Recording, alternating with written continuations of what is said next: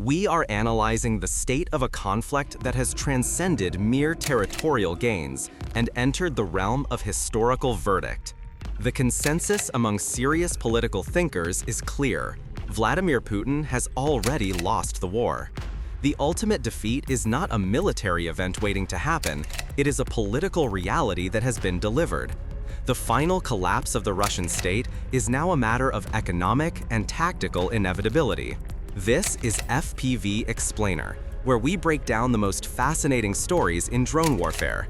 If you're enjoying this deep dive, hit the like button, subscribe, and drop a comment telling us what topic you want to see next. Your feedback shapes our future videos and keeps us bringing you clear, detailed analysis from the front lines. To understand this verdict, we must first dismiss the noise and look at the Kremlin's original, maximalist political objective. Putin's goal was not just to seize territory, it was to annihilate the Ukrainian nation as a political entity, proving his assertion that Ukraine was a fictitious creation destined to reunite with Russia. This was the strategic foundation of his entire invasion. Now, contrast that goal with the reality. His actions did not destroy the nation, they forged it. The Ukrainian national identity is now stronger, more unified, and more Western-aligned than at any point in its history. The nation that was supposed to collapse in 72 hours has withstood years of total war. By the very definition of political science, that war is the continuation of politics by other means, Putin's core objective has failed. The victory is irreversible because the idea of a Ukrainian nation has been cemented in the minds of millions, a triumph of political will over military might. This irreversible political victory is what lends credibility to the aggressive hyperbole of the title, the idea that Russia is suffering devastating losses. When analysts cite figures suggesting Russia's total casualties are nearing 1 million, killed and wounded, this isn't random speculation. It's a measure of the strategic futility of the campaign. General Kit Kellogg's assessment is stark and accurate. If Russia were winning, it would be in Kyiv, it would be west of the Dnipro, and it would have successfully installed a puppet regime. The fact that the Russian army has paid this astonishing price, a price equivalent to the scale of loss in historical catastrophes, for merely a few hundred square kilometers of contested land, proves that their war is an exercise in self-exhaustion. The initial global skepticism surrounding Ukraine's ability to survive only amplifies the strategic victory. In early 2022, Western allies were so doubtful of Ukraine's prospects that they were preparing exit routes for President Zelensky. The American advice was essentially, take the transport, start a government in exile. Zelensky's legendary reply, "I need ammunition, not a ride," is now the centerpiece of the Ukrainian national myth, a powerful symbol of the political will that has allowed them to defy overwhelming military odds. The fact that Ukraine, with initially limited resources, not only repelled the assault on Kyiv, but then conducted successful counteroffensives near Kharkiv and Kherson demonstrates a political and military spirit that no amount of Russian firepower can break. This strategic political victory is the undeniable foundation for the continued military struggle. It means that the war is being fought not for survival, but for the terms of victory. The Russian army is now fighting a lost war, consuming its scarce resources in a self-defeating campaign that lacks both a strategic purpose and a realistic endgame. The strategic analysis of the conflict confirms that the greatest threat to Russia is its own strategic bankruptcy, a failure to achieve a single one of its original maximalist political objectives. The verdict is not waiting for the final battle. It has already been delivered. The war is lost, and the only question remaining is how soon the economic and military exhaustion will force the final collapse. We established the political verdict. Ukraine has already won the strategic battle. But that victory has come at a staggering, almost unimaginable cost. And the failure of the Russian offensive is fundamentally rooted in the price Moscow has paid. The provocative figure in the headline, the idea of massive daily losses, is not just hyperbole. It's a grim metaphor for a strategic catastrophe that has consumed the Russian military. This war is a colossal, self-exhausting exercise in human sacrifice. And the true price of the campaign is something the Kremlin is desperate to conceal. Let's be unequivocal about the cost. The overwhelming consensus among independent military analysts is that Russia's total casualties, including both killed and wounded, are nearing the 1 million mark. This is a number that must be put into historical perspective. The Soviet Union withdrew from its entire decade-long war in Afghanistan after losing 18,000 soldiers. The United States' involvement in the Vietnam War resulted in roughly 58,000 deaths. Russia has now paid a human price that is unparalleled since World War II. This scale of loss is a signature of absolute military failure, a consequence of a high command that treats its own soldiers as expendable material. This staggering human cost directly correlates to the profound lack of military achievement. These nearly 1 million casualties were paid for gains that are measured in meters, not miles. The Russian offensive failed to capture a single major city. It failed to achieve any decisive operational breakthrough. The entire campaign has been a bloody, tactical cul-de-sac where the only constant is the rate of self-destruction. The most professional units that invaded Ukraine in 2022, the elite airborne and marine brigades, have been destroyed and replaced not once, but multiple times over. Their replacements are a chaotic mix of hastily trained contract recruits and soldiers who are physically and morally exhausted from fighting for years without rotation. The Russian army is not just losing, it is fundamentally being bled dry, trading its professional future for an illusion of progress. The material losses amplify this collapse into a strategic dead end. Russia's once vast stockpiles of Soviet-era armor and artillery have been ruthlessly consumed by Ukrainian defense. The Russian military, desperate to replace these losses, is being forced to implement measures that are both humiliating and strategically unsound. We are seeing undeniable evidence of tanks and armored vehicles being pulled directly out of long-term storage or museums, relics from the 1950s and 60s that have no place on a modern battlefield. This reliance on outdated, poorly protected equipment ensures that the casualty rate will only climb higher. These older vehicles are far more vulnerable to Ukrainian FPV drones and Western anti-tank systems, creating a devastating self-destructive feedback loop. This material and human attrition creates an inescapable cycle of self-exhaustion. The massive casualty rate demands rapid replacement, which leads to a decline in troop quality. The poor quality of troops, combined with reliance on vulnerable, outdated equipment, guarantees higher losses, which demands more money for replacement, further draining the state budget we discussed earlier. The Russian military is not just battling Ukraine, it is battling the relentless mathematics of its own strategic incompetence.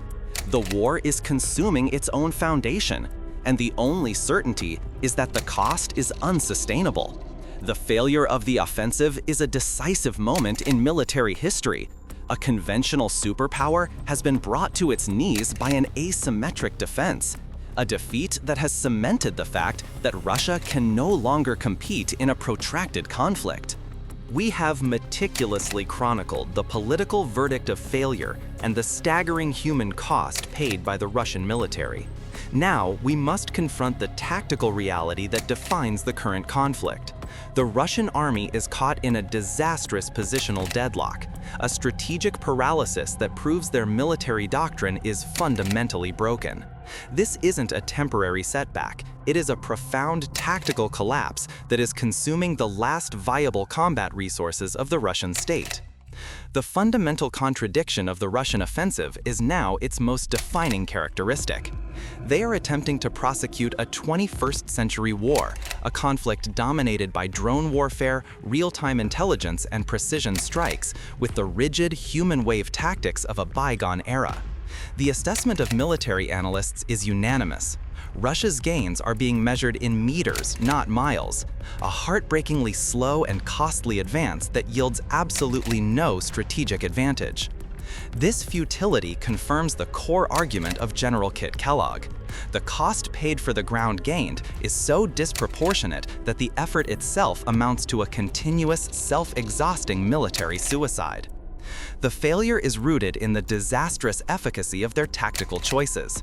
The initial failure of the offensive came from the widespread use of conventional, unsupported frontal assaults. Russian commanders sent massed infantry against well-prepared Ukrainian fortifications, often without adequate combined arms support. The result was a catastrophic, predictable slaughter. The combination of Ukraine's decisive drone dominance and its precision artillery fire created instant kill zones that obliterated the assault waves, burning through the army's most experienced professional units. This relentless attrition proved that the conventional doctrine of the Russian military is utterly obsolete against a technologically superior defense. But the failure didn't end there. Unable to win the frontal war, the Russian army was forced into a desperate pivot, the tactic of light infiltration, or prosachivani. While this tactic initially achieved deceptive gains, exploiting the gaps created by the Ukrainian infantry shortage to create the appearance of a 17-kilometer breakthrough, it quickly proved to be a strategic cul-de-sac. The light infantry groups lacked the heavy anti-tank weapons and artillery support necessary to hold ground. They moved outside of their own drone and artillery cover, and when met by coordinated Ukrainian armored counterattacks, they were easily overwhelmed and eliminated. The initial gain dissolved into a vulnerable salient, proving that light infiltration is not a path to victory. It is merely a slower, more deliberate path to the same staggering losses. The critical factor that enforces this deadlock is the FPV drone. It has completely and irreversibly negated Russia's primary military advantage, its vast superiority in armor. The FPV drone has created a permanent lethal environment on the front line, making conventional tank columns obsolete and forcing the army into slow, costly infantry tactics. This dynamic has resulted in a permanent state of strategic exhaustion that grants meters while costing lives in the thousands. This is a tactical collapse that has cemented the positional stalemate, proving that the Russian high command, in its refusal to adapt to the realities of 21st century warfare, is now destroying its own army with its outdated and flawed strategic doctrine. We have meticulously charted the failure of the Russian offensive, a tactical collapse driven by the lethal efficiency of the Ukrainian defense. Now, we must turn to the inevitable political crisis brewing in Moscow, the profound and unpayable manpower debt that is accelerating the collapse of the entire system. The question is no longer if a new massive mobilization is required, but when the Russian leadership will risk its own political survival to pay for it.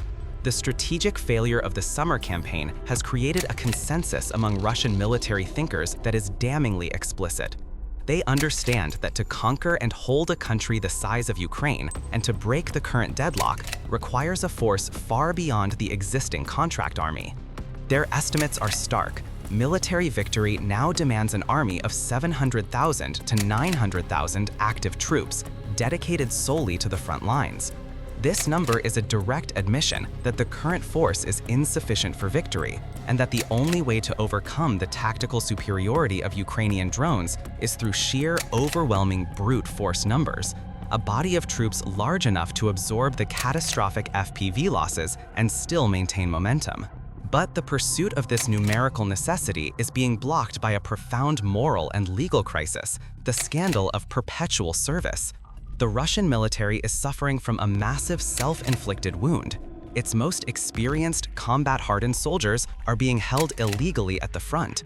These veterans, whose contracts have expired, are denied rotation and discharge, often through direct deception and coercion. This system is not retaining experienced professionals. It is breeding a core of demoralized, exhausted, and angry soldiers who feel utterly betrayed by the state. The critical risk is that should the mobilization decree be lifted, this core of combat knowledge would stage a mass exodus, leaving the armed forces dangerously inexperienced and far weaker than before. The regime is sacrificing its military future to avoid a temporary political headache. This moral decay is compounded by a systemic logistical and training failure that renders any immediate mobilization effort highly expendable. The state is fundamentally unprepared to equip this massed influx of new recruits for the realities of the war they will face. New recruits are rushed through scandalously inadequate training cycles, often just a matter of weeks, that leave them dangerously unprepared. More critically, they are being sent to the front without the essential tools of 21st century survival. They lack FPV drones, electronic warfare gear, and effective anti-drone detection systems. The army is still reliant on private donations to supply these necessities.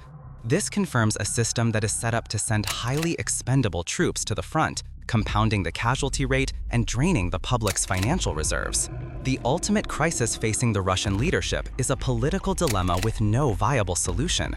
The Kremlin is trapped between two equally catastrophic choices.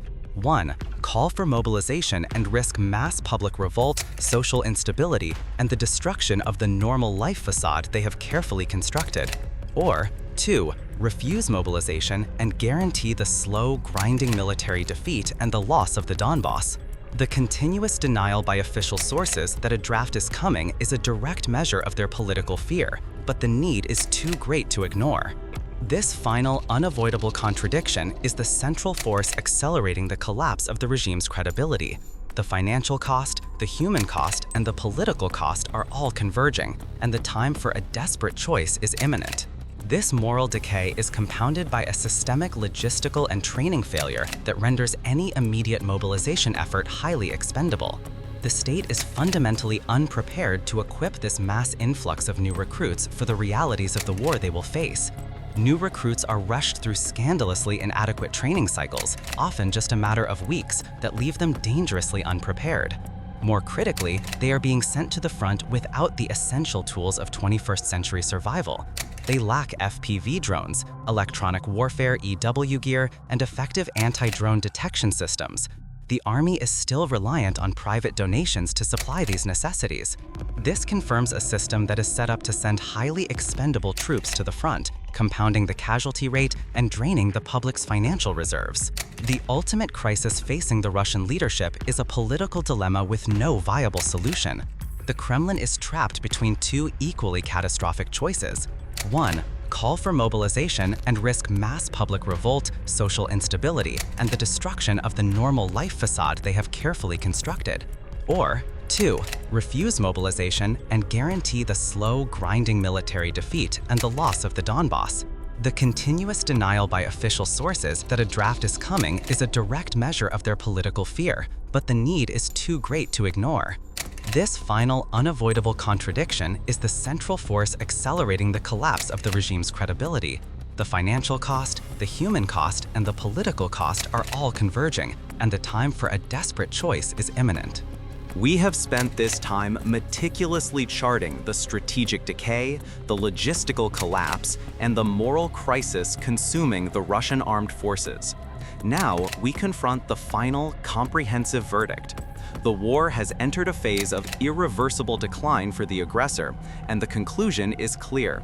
Russia has lost the strategic initiative, and the final peace will not be dictated by Moscow, but by Kiev's terms. This outcome is assured because every internal system designed to sustain the Russian state is now failing, creating a fatal, unresolvable contradiction for the leadership. The panic in the Kremlin is more than justified. It is a rational response to an existential threat. The leadership has gambled everything on a prolonged war of attrition, believing it could outlast a fractured and indecisive West. Instead, it has been cornered by its own strategic blindness and by the inevitable manpower crisis. The military's own professional voices are now screaming that victory is impossible without a massive new draft, a force estimated at 700,000 to 900,000 men just to stabilize the front. This immense figure is the true cost of their failed strategy. This necessity, however, is the very thing that the political leadership cannot afford. The Kremlin is trapped in a dilemma of political suicide. They are fully aware that calling for a massive compulsory draft would instantly shatter the facade of a normal life, risking mass public revolt and social instability. This fear of their own people is so profound that they are willing to sacrifice the army's combat effectiveness to delay the political reckoning. They are caught between two equally catastrophic choices: mobilize and invite social chaos, or refuse to mobilize and guarantee the slow, grinding military defeat that preserves the current political structure. This final contradiction proves that the war is fundamentally unsustainable. This political paralysis is occurring as the military system itself dissolves from within. The scandal of perpetual service, the illegal retention of tens of thousands of experienced soldiers past their contracts, has led to a collapse of morale and expertise. This moral decay ensures that any new draft would be ineffective, with new recruits being poorly trained and ill-equipped, thus accelerating the casualty rate. The external pressure is now perfectly aligned to exploit this weakness. The political barriers are gone.